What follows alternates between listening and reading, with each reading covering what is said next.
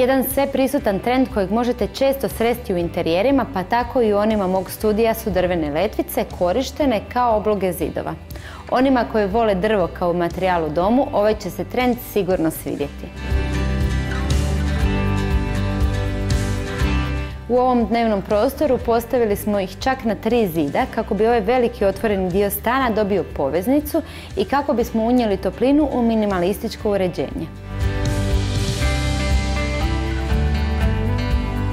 Osim estetskih razloga, drvene letvice mogu se koristiti i kao svojevrsne pregrade ili obloge da bi se neki tehnički dijelovi sakrili od pogleda.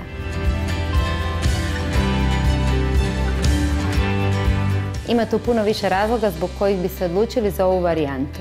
Pa da vidite još nekoliko rješenja osim ovog dnevnog boravka, vodimo vas u jedan ulazni prostor gdje smo ih koristili.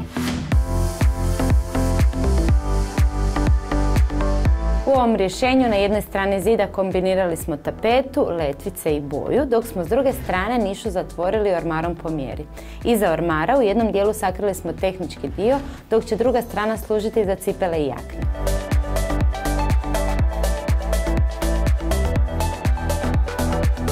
Hladne boje i verala koje smo odabrali suprotno su toplini drveta na ovoj strani. Mislim da smo ovom kombinacijom postigli jedan upečatljiv prostor koji odiše elegancijom. No nismo mislili samo na estetiku, a više o tome budući da smo sve materijale odabrali u Elgardu, reći će vam Mladen.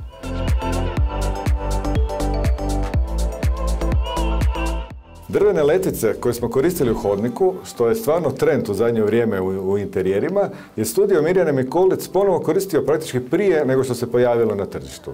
Radi se o panelu, hrvatskom proizvodu pod nazivom Eldesil, sastoji se od podložne ploče filca, na kojoj su pričvršćene letvice od crnog MDF-a, oplemenjene prirodnim furnirom hrasta s prednje strane. MDF je crni, filc je crni, tako da se dobije dubina prostora.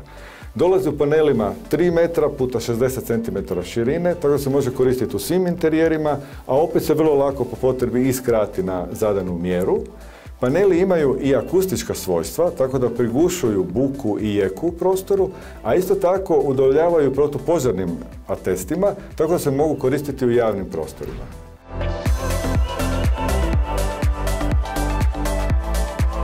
Predstavili smo vam još jedan trend za koji sam sigurna da će se dugo zadržati i nije tek prolazni hit. Iskoristili smo ga na 2 potpuno različita načina i u 2 potpuno drugačija stila uređenja.